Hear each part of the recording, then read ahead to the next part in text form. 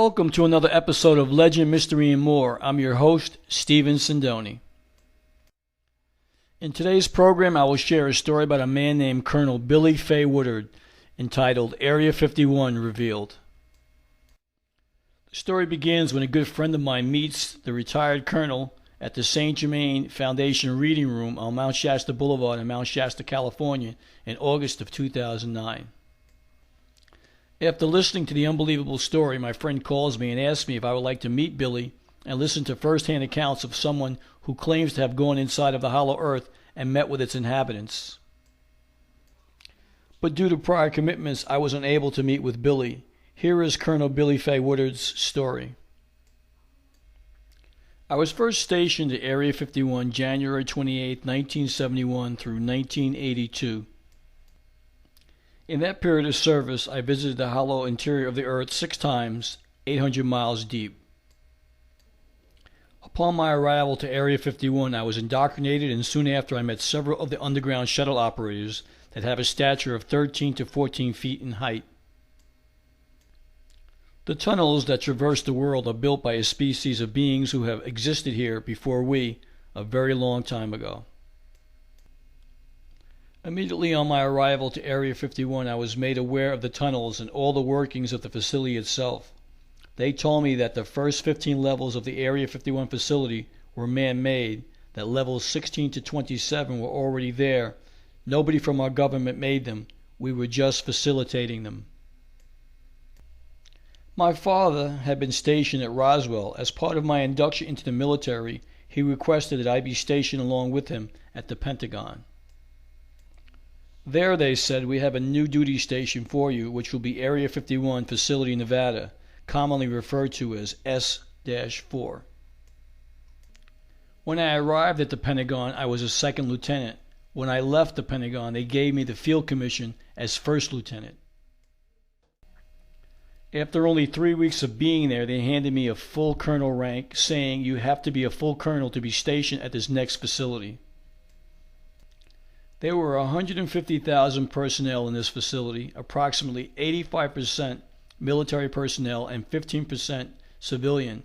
Following my arrival, I was taken underground and did not see the light of day for 11.5 years. The walls of the tunnels are very smooth. If you are able to pull a hollow tube through a ball of clay, you can get an idea of how smooth.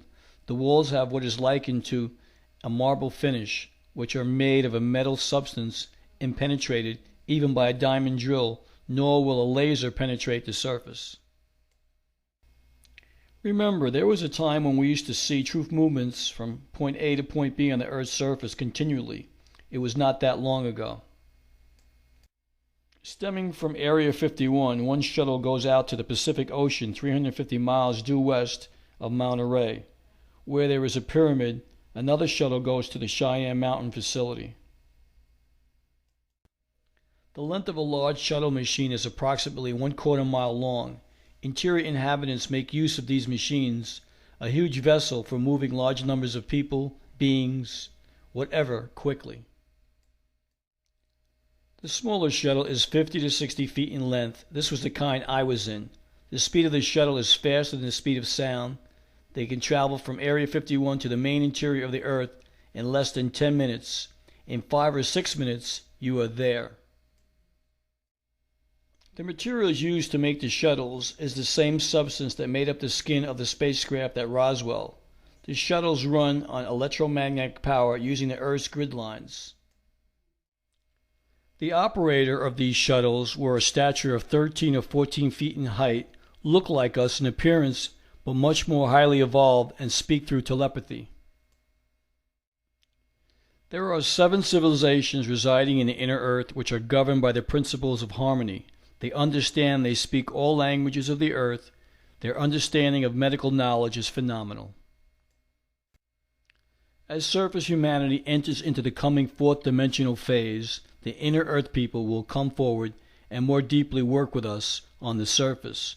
People on the surface who seek to reach the inner earth inhabitants through meditation will receive it. Children who are here now are being more capable of using the wholeness of their brain, which is in common practice in the interior. One of the first things they showed us in the interior was their capability of interplanetary travel and time travel. The basis of time travel is likened to bending space, which comes through the power of meditation and by the acceptance of being an unlimited being. If you train your mind at a subconscious level that you are an unlimited being, all things are possible. On the surface, capabilities to experience this infinite power are more easily awakened at such portals as Mount Shasta, which serves as a space-time portal directly to the inner Earth. Once in the surroundings of Mount Shasta, you are drawn into the harmonious state. In my experiences at Mount Shasta, the Telosians are projecting an aura of great harmony in a lovely atmosphere. Of all the things I saw at Area 51, 95% remain hidden from the public. Going into Area 51 is like going into another world. There is a network of tunnels underground that go all the way to Europe, South America, and through several continents. And there is intermingling of this great network of tunnels throughout the globe, of which many governments use. Is there a secret underground military base called Area 51 in Nevada? We may never know. Is the Earth hollow? There are many people who believe that it is. Thank you for watching today's program, Area 51 Revealed.